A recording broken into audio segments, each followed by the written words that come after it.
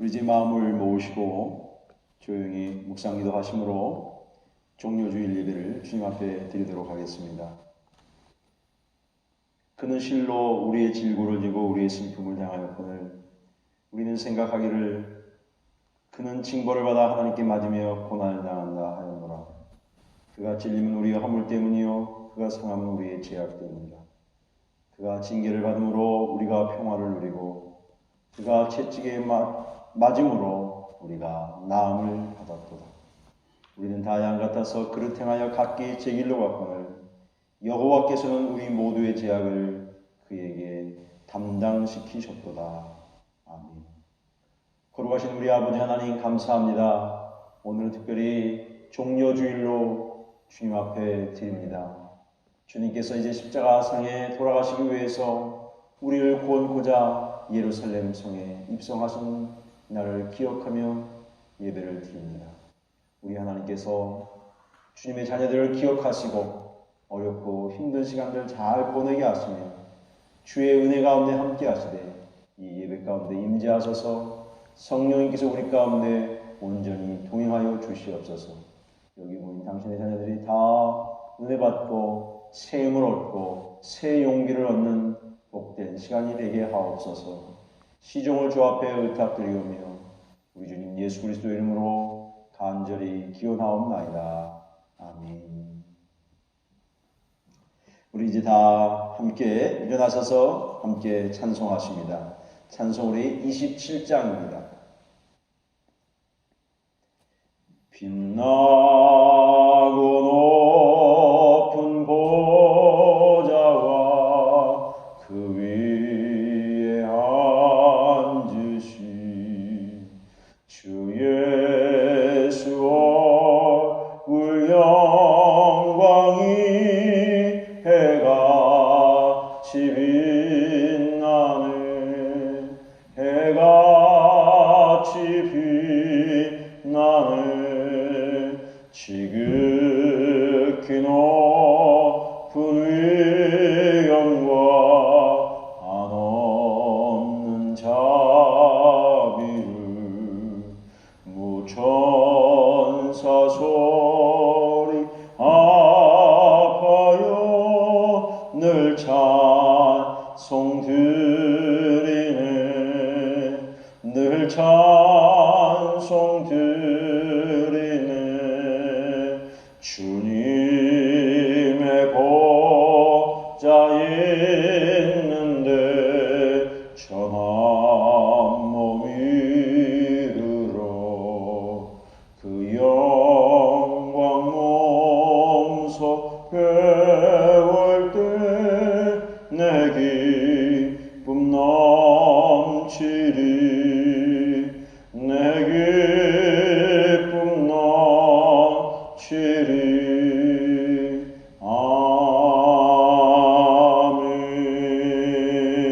아멘. 교동문은 129번입니다. 종려주일에 해당하는 말씀입니다. 우리 이제 다같이 사도신경을 통해서 우리의 신앙을 고백하겠습니다. 나는 전능하신 아버지 하나님 천지의 창조주를 믿습니다. 나는 그의 유일하신 아들 우리 주 예수 그리스도를 믿습니다. 그는 성령으로 잉태되어 동정녀 마리아에게서 나시고 본디오 빌라도에게 고난을 받아 십자가에 못 박혀 죽으시고 장사된 지 사흘 만에 죽은 자 가운데서 다시 살아나셨으며 하늘에 오르시어 전능하신 아버지 하나님 우편에 앉아 계시다가 거기로부터 살아있는 자와 죽은 자를 심판하러 오십니다.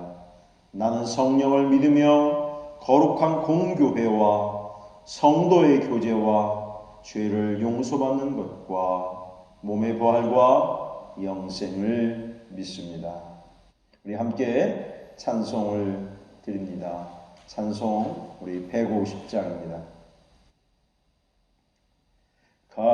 갈보리 산 위에 십자가 섰으니 주가 고난을 당한 벼라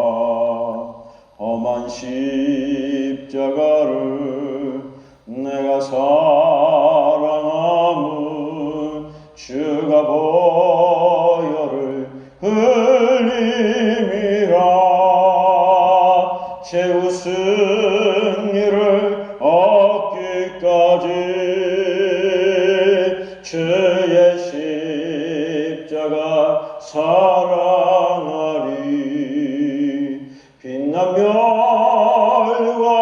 받기까지 험한 십자가 붙들겠네. 험한 십자가에 주가 흘린 피를 믿는 마음으로 바라보니 나를 용서하고 내 죄 사하시려 주가 흘리신 보혈이라. 최후 승리를 얻기까지 주의 십자가 사랑하리. 빛난 멸과 받기까지 험한 십자가 붙들겠네. 주님 예비하시 나의 번향집에 나를 부르실 그날에는 영광 중에 계신 우리 주와 함께 내가 죽도록 충성하리. 최후 승리를 얻기까지 주의 십자가 사랑하리. 빛난 멸과 받기까지 험한 십자가 붙들겠네. 거룩하신 우리 아버지 하나님, 저희들 특별히 종료주일 아침에 주 앞에 모여 예배하오니 성령 하나님 저희 가운데 동행해 주시고 우리를 위해 십자가의 고난을 참아내신 주님을 기억하는 복된 시간이 되기를 원합니다. 주님이 예루살렘 성에 들어가신 것은 이기러 가는 길이 아니었고 치러 가는 길이었습니다. 면류관으로 들어가는 것이 아니라 고통의 가시관을 받으러 가신 길이었습니다. 우리 하나님, 우리의 삶의 순간들이 힘이 들고 여러 가지 어렵고 힘든 이 나라 이 민족과 전 세계 위에 주의 은혜를 허락해 주시옵소서. 이 고통 가운데도 주의 은혜를 기억하게 하시고 여러 가지 사람들이 실업 문제와 아픔과 경제적인 문제와 또 때로는 질병의 문제로 인해서 너무너무 고통 가운데 있는데 주님이 동행해 주셔서 속히 해결해 주시고 이런 가운데도 주의 은혜를 경험하는 복된 시간이 되기를 원합니다. 우리 자신들을 돌아보게 하시고 우리의 사랑의 손길이 필요한 이들에게 우리의 사랑의 손길을 베풀 수 있는 은혜를 주시기를 원합니다. 여기 모인 당신의 백성들 한 분들 한 분들 기억하시고 하늘의 놀라운 은혜와 사랑을 함께 하시며 이 예배를 통해서 주님을 만나게 하시고 주님과 교제하는 시간 되게 하시고 성령의 인재를 경험하는 복된 시간이 되도록 인도하여 주옵소서. 시종을 주 앞에 의탁드리오며 우리 주님 예수 그리스도 이름으로 간절히 기도하옵나이다. 아멘. 오늘 하나님께서 우리에게 주시는 이 종료주일 아침에 하나님의 말씀은 마태복음 26장 36절에서 46절까지의 말씀입니다. 페이지 수로는 신약 46페이지가 되겠습니다. 이에 예수께서 제자들과 함께 겟세마네라 하는 곳에 이르러 제자들에게 이르시되 내가 저희 가서 기도할 동안에 너희는 여기 앉아 있으라 하시고 베드로와 세베대의 두 아들을 데리고 가실새 고민하고 슬퍼하사 이에 말씀하시되 내 마음이 매우 고민하여 죽게 되었으니 너희는 여기 머물라 나와 함께 깨어 있으라 하시고 조금 나아가사 얼굴을 땅에 대시고 엎드려 기도하여 이르시되 내 아버지여 만일 할만하시거든 이 잔을 내게서 지나가게 하옵소서. 그러나 나의 원대로 마시옵고 아버지의 원대로 하옵소서 하시고 제자들에게 오사 그 차는 것을 보시고 베드로에게 말씀하시되 너희가 나와 함께 한 시간도 이렇게 깨어 있을 수 없더냐. 시험에 들지 않게 깨어 기도하라. 마음에는 원이로되 육신이 약하도다 하시고 다시 두 번째 나아가 기도하여 이르시되 내 아버지여 만일 내가 마시지 않고는 이 잔이 내게서 지나갈 수 없거든 아버지의 원대로 되기를 원하나이다 하시고 다시 오사 보신즉 그들이 자니 이는 그들의 눈이 피곤함일러라. 또 그들을 두시고 나아가 세 번째 같은 말씀으로 기도하시니 이에 제자들에게 오사 이르시되 이제는 자고 쉬라. 보라 때가 가까이 왔으니 인자가 죄인의 손에 팔리느니라. 일어나라 함께 가자. 보라 나를 파는 자가 가까이 왔느니라. 아멘. 사랑하시는 용서가족 여러분, 그동안도 평안하셨는지요? 주님께서 이 종료주일 아침에 저와 여러분을 함께 주의 전에 모으셔서 이렇게 같이 예배당에서 예배할 수 있는 영광스러운 시간을 주신 것을 너무도 감사를 드립니다. 제가 며칠 전에 신문의 아름다운 광고를 보고 제가 메모를 해놨습니다. 그 제목은 이런 제목이었습니다. 봄이 오면 꽃이 핀다. 봄이라는 말의 어원적인 말은 본다라는 말, 견이라는 말이라고 합니다. 봄을 뜻하는 영어의 단어는 희망입니다. 희망. 영어 표현으로 한다면 스프링입니다. 여러분, 스프링은 어떤 것이죠? 용술철처럼 뛰어오르는 것이죠. 샘솟다, 싹트다, 자연의 원리를 이야기하기도 합니다. 위대한 한국인, 우리는 모두 위기엔 뭉치고 결코 포기하지 않는 민족의 원형질을 갖고 살아갑니다. 전 세계가 난리를 치고 사재기를 하고 물건을 서로 많이 살려고 애를 쓰지만 한국 사람들은 그렇지 않습니다. 최고의 의료진이 있습니다. 그리고 아름다운 헌신적인 자원봉사자들이 있습니다. 마치 조선시대에 의병을 연상케 하는 수많은 국민들이 엄숙한 희생과 눈물을 흘리면서 살아갑니다. 마지막 멘트가 제 가슴을 많이 뭉클하게 했습니다. 지금 우리에게 필요한 것은 용기입니다. 용기란 두려움이 없는 상태가 아니라 두려움과 맞서서 싸우는 것입니다. 그렇습니다. 그치지 않는 비는 없습니다. 아무리 비가 와도 그 비는 어느 때 그치고 말 것입니다. 제가 그 광고를 보면서 마음에 이런 생각이 들었어요. 참 맞다. 우리가 지금 가져야 될 것은 희망과 용기인데 그 용기라는 것은 두려움이 없는 상태가 아니라 두려움과 맞서 싸워서 용기 있게 싸워나가는 것이다. 그래서 우리에게 주어진 지금의 현실의 모습을 도망가거나 피하거나 할 것이 아니라 맞서서 싸워서 이겨야 된다는 것을 알게 되었습니다. 사랑하는 응사가족 여러분, 저희들이 오랜만에 함께 이렇게 주님 앞에 나와서 예배를 드립니다.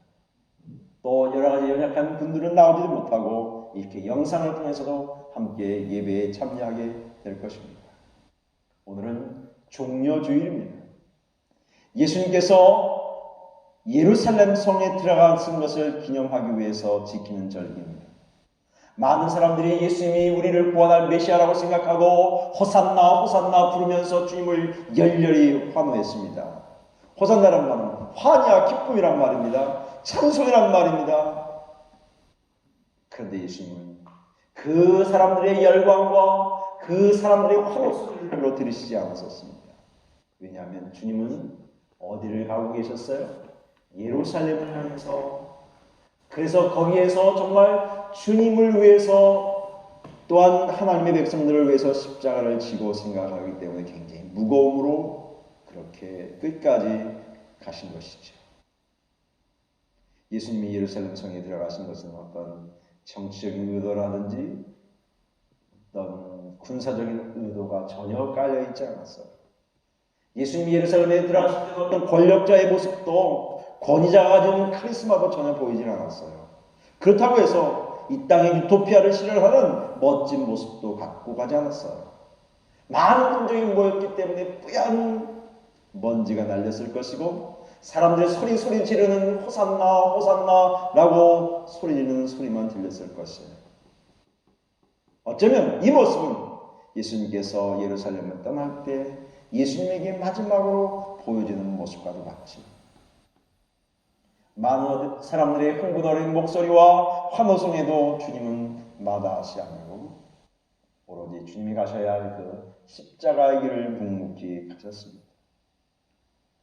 홀홀 단신 고독하신 십자가를 끝까지 감당하신 예수님을 보면서 마태는 이렇게 표현했어요. 선지자를 통해 하신 말씀을 이루려고 이렇게 하셨다. 스가랴 9장 9절에 보면 시온의 딸에게 말해라. 보라 내 왕이 내게로 가신다. 그는 겸손하여 나귀 곧 멍에 매는 짐승의 새끼를 타고 가셨다. 라고 말씀하셨습니다. 그들이 호산나 호산나 찬송하면서 종려나무 가지를 꺾어서 주님을 찬송했어요. 그래서 이 주일을 가리켜서 종려주일이라 그렇게 이야기합니다. 종려나무를 꺾었어요.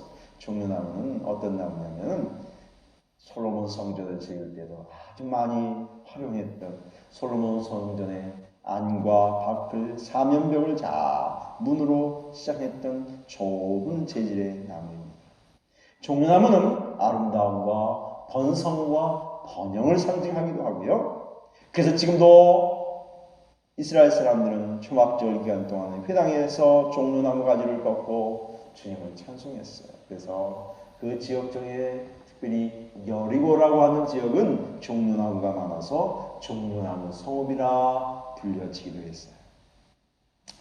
종려나무를 상징하는 것은 의인도 상징하고 또 신구의 품위도 상징하는 말도 되고 이스라엘의 진정한 통치자가라는 의미도 가지고 있어요. 여러분, 오늘 우리가 본문으로 택한 이 마태복음 26장에 있는 말씀을 통해서 저와 여러분이 주님이 정말 겟세마네에서 기도하셨던 그 모습을 통해서 우리는 우리의 모습들을 어떻게 볼 수 있을까요? 주님은 마지막 십자가를 지기 전에 하셨던 일이 뭐냐면 사랑하는 수제자들을 데리고 가셔서 기도하셨어요. 겟세마네라고 하는 동산에서 기도하셨어요. 근데 겟세마네라는 이름의 뜻은 뭐냐면 기름을 짜는 틀이라는 뜻이에요. 그러니까 예수님의 생애와 너무 흡사한 거예요. 자신이 온통 피와 땀과 눈물을 흘려서 자신이 십자가에 달려 돌아가시는 것처럼 그 겟세마네라는 곳에서 마지막 제자들과 시간을 보내기로 했던 것이죠. 그런데 예수님의 마음과 달리 그 수제자들은 예수님을 아직도 깊이 몰랐어요. 베드로와 요한, 야고보 그들이 정말 주를 위해 정말 충성되겠다고 약속은 했지만 그들은 아직도 육신에 사로잡힌 아주 인간적인 연약한 모습만 보였어요. 주님의 마음을 전혀 이해할 수도 없었고요. 주님의 심정을 헤아릴 수도 없고 주님을 정말 어떤 분이라고 고백은 했는지 모르지만 그렇게 주님을 신실하게 쫓아가지는 못했던 것 같아요. 주님이 그 제자들을 데리고 가시면서 이런 말씀하셨어요. 내가 심히 고민하여 슬퍼하셨다. 내 마음이 심히 고민하여 죽게 되었으니 라고 하는 말씀을 몇 번 강조하셨어요. 그런데도 아직도 제자들은 그렇게 심각하게 예수님의 마음을 이해하지는 못했던 것 같아요. 예수님은 아주 심각하게 기도하셨어요. 땀방울이 변하여 핏방울이 되기까지 기도하셨다고 성경은 말씀하셨어요. 이 말씀을 누가복음 기자는 아주 생생하게 묘사를 하고 있어요. 예수께서 힘써서 애써 더욱 간절히 기도하시니 땀이 땅에 떨어지고 핏방울같이 되었다고 누가복음 22장 44절에는 말씀하고 있어요. 이 말은 예수님은 심한 통곡의 눈물로 기도하셨다 그런 말씀이에요. 아파하면서 가슴이 찢어지도록 기도하셨다 그런 말씀이에요. 예수님께서 그렇게 고민하셨던 이유는 몇 가지가 있어요. 왜 그랬을까요? 그 첫째는 하나님의 원대로 자신의 삶을 살기 원했어요. 내 마음대로가 아니라 하나님이 원하시는 그 길을 가기를 원하셨다는 거예요. 아버지의 원대로 이루어지기를 원한다. 십자가를 질 수 있는 그 고통의 순간들이 서서히 물밑처럼 다가오고 있었어요. 그래서 주님은 내가 어떻게 이 십자가의 사건을 잘 감당할 수 있을까? 어쩌면 예수님의 십자가의 사건은 인간이 경험하는 최대의 비극이고 최대의 아픔이고 하나님의 슬픔의 시간이에요. 우리에게는 구원의 시간인지 모르지만 예수님 자식에게는 너무 고통스러운 시간이었어요. 그래서 이것을 마다하지 아니하고 내가 어떻게 잘 감당할 수 있을까? 그래서 주님은 고민하셨던 거예요. 여러분, 우리 인생을 살면서 때로는 이 거룩한 고민을 할 때가 있잖아요. 그저 내가 잘 먹고 잘 살고 어떤 유익을 위해서가 아니라 공동체를 위해서, 다른 사람들을 위해서, 꼭 필요한 일들을 위해서 내가 어떻게 나를 희생하고 나를 던져내고 내가 과연 내 시간과 마음과 정성을 들여서 저 사람을 어떻게 도울 수 있을까? 그런 거룩한 고민을 할 때가 있잖아요. 여러분, 이것이 얼마나 소중하고 아름다운 거예요. 이럴 때 때로 부담감도 느낄 수 있잖아요. 아픔의 시간일 수도 있어요. 차라리 여기서 도망가고 싶을 때도 있어요. 그러나 우리에게는 이 거룩한 고민과 부담감을 통해서 영혼을 살리기도 하고 영혼이 세워지기도 하고 그 영혼이 주님 앞에 서는 그런 시간이 될 수도 있겠죠. 여러분, 주님께서 우리를 향해서 이렇게 말씀하셨어요. 너희가 어떻게 하면 하나님의 이 거룩한 뜻을 이루어드릴 수 있습니까? 오늘 우리에게 필요한 것이 그것이죠. 내 인간적인 뜻, 인간적인 마음, 인간적인 결정, 인간적인 어떤 것이 아니라 주님을 위해서 주님의 마음을 흡족하게 해드릴 수 있는 어떤 결정을 하는 것 말이죠. 여러분, 어쩌면 우리가 하나님의 뜻대로 살려고 하면 애쓰면 애쓸수록 고민이 더 많은 것 같아요. 주의 뜻대로 살려고 몸부림하면 할수록 고뇌가 더 깊어지는 것 같아요. 그래서 정말 사랑하는 사람들은 아픔을 경험하는 것 같아요. 아픔을 경험하지 않고 그 아픔의 상처가 아물기 전에는 진정 사랑으로 전달이 잘 안 되는 것 같아요. 두 번째 모습은 잃어버린 예수님의 모습을 통해서 우리 인간은 한없이 연약하고 깨지기 쉬운 모습이라는 것을 철저히 기억해요. 여러분, 물건들도 아주 고가의 물건일수록 잘 깨지지 않아요. 아주 좀 싸고 일상적으로 매일 쓰는 것들은 그렇게 깨진다고 해도 이렇게 망가진다고 문제가 안 되지만 정말 중요한 것 같은 거는요, 잘 이렇게 관리를 해야 되지 않겠어요? 예수님께서 그렇게 고민하고 힘들어할 때 그 제자들이 좀 깨어서 같이 기도하고 예수님과 같은 마음을 가졌으면 참 좋았을 텐데 그러지 않았던 것 같아요. 그래서 자는 모습을 보시고 주님이 말씀하셨어요. 너희가 나와 함께 잠시 동안도 깨어있을 수 없는, 너희들이 잠시 동안도 내 마음과 동일한 마음을 가질 수 없겠느냐, 그렇게 주님께서 말씀하신 거예요. 그 주님 말씀하셨어요. 너희들이 시험에 들지 않게 깨어서 기도하라고. 시험에 들지 않도록 깨어서 기도하라.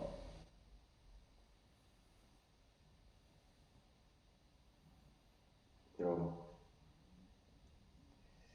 리더에게는 항상 고독감이 있어요. 과연 이 일을 결정할 때, 이것을 판단할 때 이 공동체와 교회와 다른 이들에게 정말 유익을 주는 결정을 할 것인가, 아니면 사사로는 자기의 유익을 위해서 할 것인가에 대해서 우리는 심각하게 고민할 때가 있잖아요. 그래서 자신이 깨어지는 아픔도 경험해야 되잖아요. 여러분, 예수님의 수제자는 3년이나 따라다녔어요. 장마치 몇 달도 아니고 3년 동안 함께 먹고 함께 자고 함께 예수님과 같이 다녔지만 예수님의 진정한 마음을 읽을 수가 없다는 것이에요. 이것이 우리의 실존이에요. 이것이 우리 약한 모습이에요. 여러분, 한번 보세요. 여러분 가족들과 어떤 부부는 왜 사셨던 분도 있고 갓 결혼한 부부들도 있고 아주 오랫동안 같이 몸을 대면서 같은 자리에서 먹고 마시고 있던, 그런데 어떤 순간에 내가 저 사람을 얼마나 알고 있지? 내가 내 자녀를, 또 내 아내를, 내 남편을 얼마나 알고 있지? 그럴 때 보면요, 멍할 때가 있어요. 잘 모를 때가 있어요. 잘 모를 때가 많더라고요.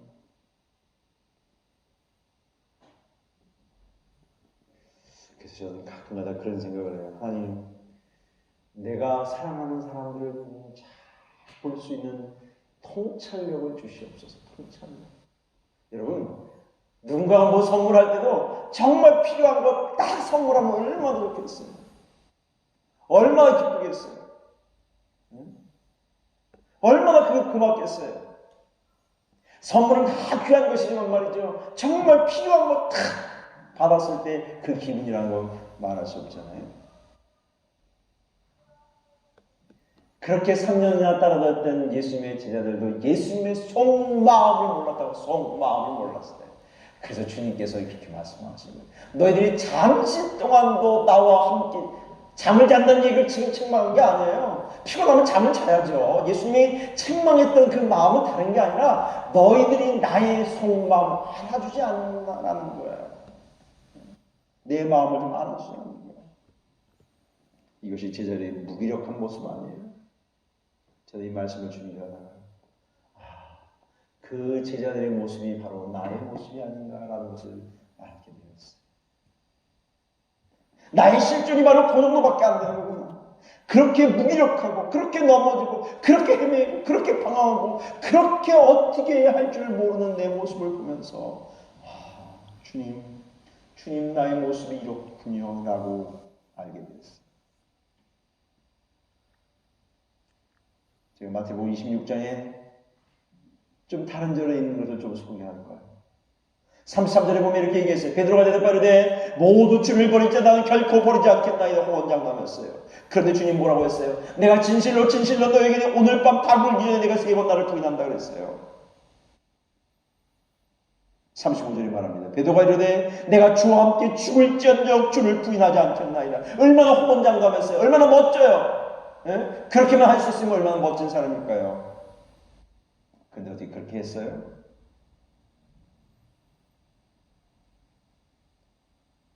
얼마 지나서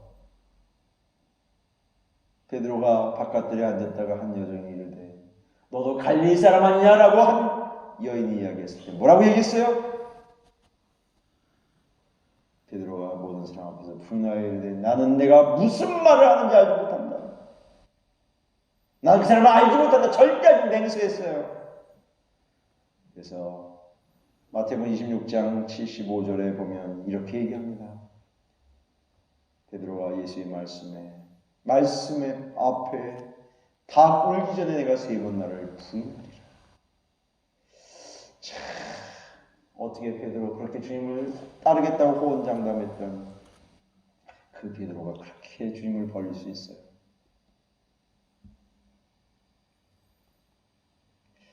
그래서 이런 말씀이 생각나더라고요. 시편 146편 3절에 귀인들을 의지하지 말며 도림이 없는 인생도 의지하지 말지니